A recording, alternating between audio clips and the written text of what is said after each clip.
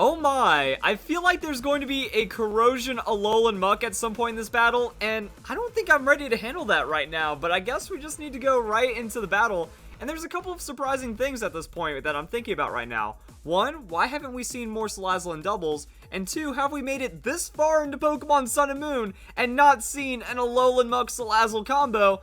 And of course it's a shiny Tapu Koko, most likely hacked because that's like 99% of them right now. I did the full coverage, we know what we're getting into. And that's like Seed Cherish Ball, you just know that that's what's happening right now.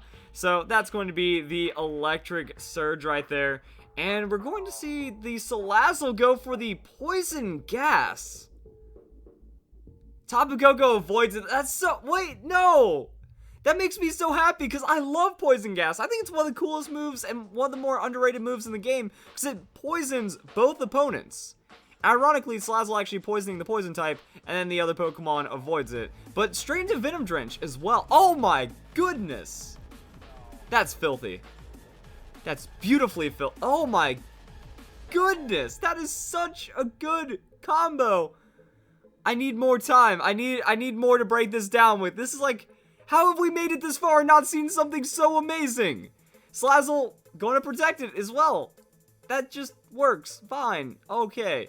So Electro Ball going to be protected. And then we're going to see Muck with the Poison Gas. And now it's going to poison... Double Poison Gas. Because if the Power of Alchemy happens, then you're going to have double Poison Gas into... So this is a support Muck. This is a Venom Drench support Muck. Drops attack. Drops special attack. And then it's also going to lower the speed of the opponent. That blows my mind. And then also the opponent takes an eighth of their health at the end turn. Like, that adds up. You know, sometimes it feels like the battles kind of stall out a bit more when it comes to VGC or doubles. Like, this is a VGC team, right? I didn't look at the other two Pokemon after the lead, but I feel like this is what we expect out of VGC battles. And there's going to be a lot of effectiveness here that just kind of works. So spamming the Venom Drench, just making sure the opponent does no damage, has no speed. Salazzle just comes in, bodies everything, and then shenanigans ensue. Amazing.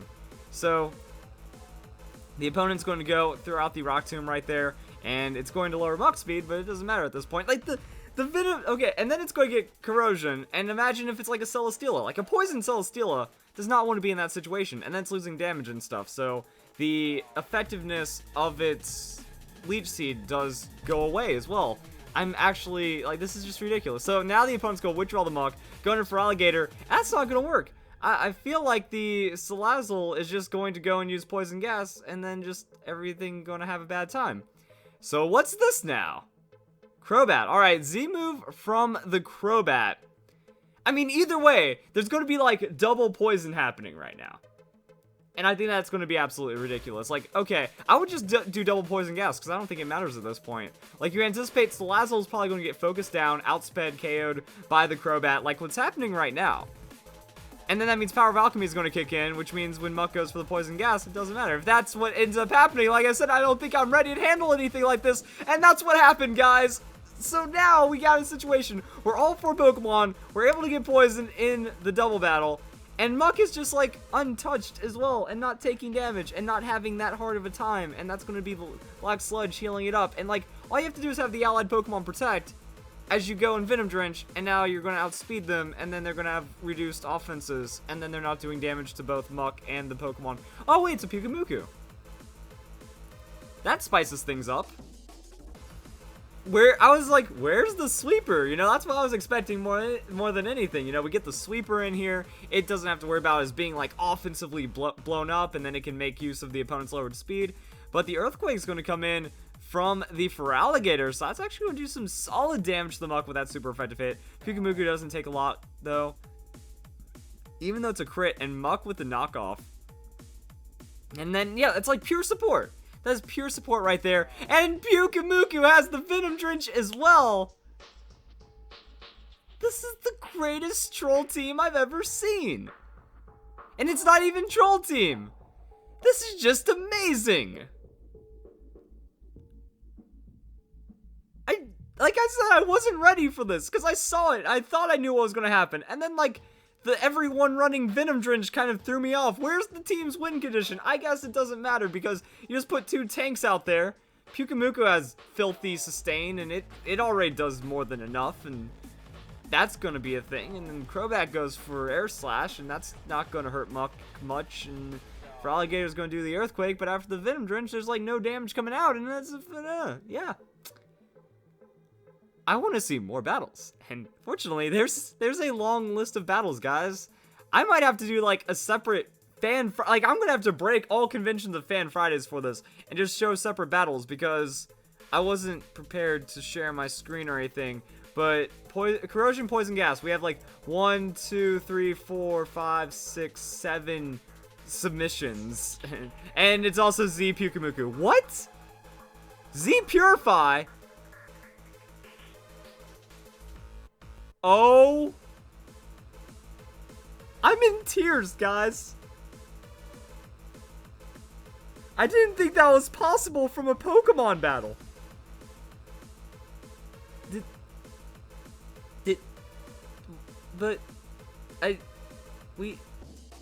Everything about that battle was one of the most beautiful things I've ever seen. Okay then.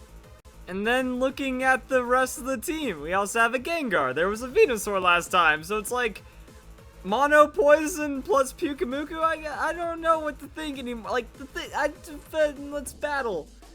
Okay, so my thought as I was like loading in the next battle code, and I was thinking and trying to reflect on that battle after giving myself a couple of minutes of just silence and alone time because I needed that after that battle. That battle had like any individual part of that battle is Fan Fridays worthy, but it was all in one. Z-Purify, that's broken. Boosts all of your stats on a Pyukumuku. That's pretty amazing. Why are people running Z-Purify? Well, that's because doing that to your ally, or doing that to an opponent doesn't work, but doing that to an ally is good. Having Pyukumuku Cleric for the team, that's good. Also, this battle has everything I ever wanted because I said, what if Celesteela gets poisoned? Also, first turn, Greninja's getting poisoned as well, and shenanigans. Absolute shenanigans. So, there's Salazzle, there's the Focus Sash. That's pretty much what you expect right there, and I'm not allowed to give my thoughts because the battle's already taking off and going too crazy right now. And there it is. There's the Leech Seed Celesteela getting canceled out by the poison, and then it doesn't matter. And then the Venom Drench makes them all weaker, and it's just nuts. Okay. But also, Pyukumuku, a rest, like, clericing the rest on your team for Pyukumuku is absolutely mind-blowing. Like, that is its own strat. It doesn't have to be a poison-type Pokemon. Any rest Pokemon would have made it on the Fan Fridays with that. But then we have Poison Gas. I love that move. If a successful use of Poison Gas, that'll make it on the Fan Fridays. But Poison Gas, Venom Drench, Power of Alchemy, Corrosion into the Pyukumuku with the Rest, Healing, Support, Z-Purify. I don't even want, like, to commentate anymore. I just want the battle to play and you guys to see all the beauty unfold. Like, now there's no damage happening. The attack and special attack are down by 2 for both. The Greninja is now so impressively slow that it doesn't even matter. And Celesteela throws down a Flamethrower. And the Flamethrower, well, that was meant to finish off the Salazzle. Not going to happen against Pyukumuku. And that's the amount of damage output that we're dealing with right now. Black Sludge makes it towards only 1/16 from the Leech Seed, which is pretty nice. Celesteela is still going to at least be neutral. Like, Celesteela doesn't have the Mad Sustain. Alright, it's gaining, you know, that little bit, and then Poison comes in, and then boom. Good to know. So Greninja gets hurt by Poison like Greninja. He's only got 8 or 9 turns on this battlefield. So, yeah. That's it. So Greninja's going to substitute, but he's already poisoned. Like, sub is for post status, and Muck is going to rest anyways, and I guess that's what you do. You just bring in the Pyukumuku when you can. You immediately rest, because why not? And then the sooner you get the plus every stat on your Pyukumuku, the better. And then he's going to have plus defenses and plus everything. Well, actually, Pyukumuku with offenses doesn't matter. But Pyukumuku is going to have plus defenses and pseudo on-demand healing. That whenever Muck rests, then Pyukumuku can go and say, hey, I'm going to take care of that rest, buddy. Give me 25% of your health. There's the Z-Purify. Muck wakes up. Pyukumuku. Boom. Health is restored. Just like that. So dumb in the best way possible. Like, where is this? This is the greatest innovation I've seen. I want to say in Pokemon Sun and Moon, and I almost want to say in, like, all of Pokemon, and I don't want to be like, yeah, like, it's just ridiculous. It's just ridiculous. This is how Pokemon, like, comes back. We need more Pokemon battlers like this that actually try to do things that aren't the meta and bring the most creative, exciting strategies that still turn out to be really good. So, boom. Heavy Slam. That's fine. Pyukumuku. Baton Pass.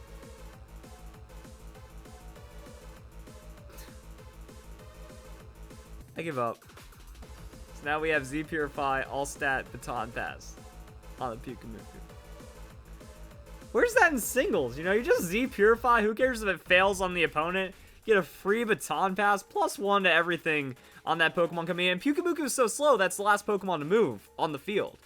So, Pyukumuku takes a hit, you Baton Pass, and now you have a Pokemon in clean. And Greninja's just gonna die. Like, he used Sub, and that was actually one of the worst things, because now Greninja lost 2 turns of its life.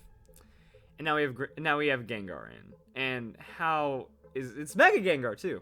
Why not? So not completely VGC legal with the Mega, but, you know, I'd imagine there'd be adaptations that do not require a Mega if this was going to be a serious VGC team. Gengar with the Thunderbolt. All right. Thunderbolt coverage. I love it. Like, I was running Thunderbolt on my Tapu Lele just for that Celesteela. You know, the Thunderbolt tech just works now. You can hit Celesteela, you can hit Gyarados. Nice, big, scary thing to have. That was an extra sensory from Greninja that had -2, and then the Gengar has +1, and that did nothing. That's going to be knockoff, attempt on the Greninja. Doesn't really matter, that's going to be the Black Sludge right there, and just, wow. Celesteela fainted, so the Leech Seed doesn't matter. Shiny Tapu Koko. Of course! It's always a Shiny Tapu Koko, guys. Remember, we are in the age of everyone using hacked Shiny Tapu Koko right now. That's going to be Electric Seed, so fresh off the event right there. And Gengar with the Venoshock.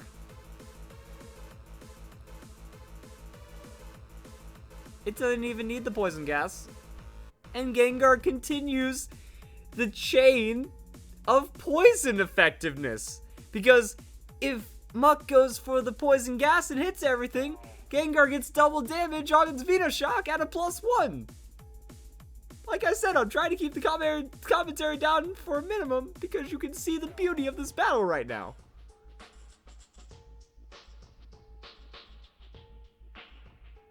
This has to be like my favorite Pokemon strategy of all time at this point.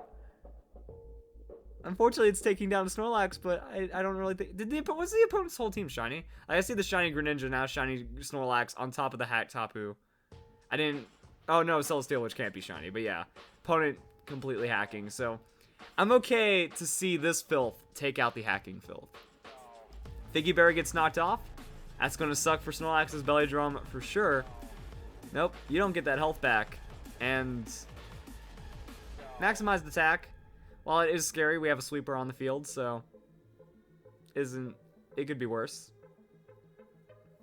Leech Seed, whatever. Snorlax is going to actually get a lot back from that Leech Seed. Like, the Leech Seed, and then if Celesteela goes down and you replace Snorlax with that, that's a good strat. The opponent trying to bring it back. Unfortunately, there's just not enough you can do about that. And Leech Seeding, like the Gengar, you're not gaining an insane amount of health, but Gengar has the Energy Ball.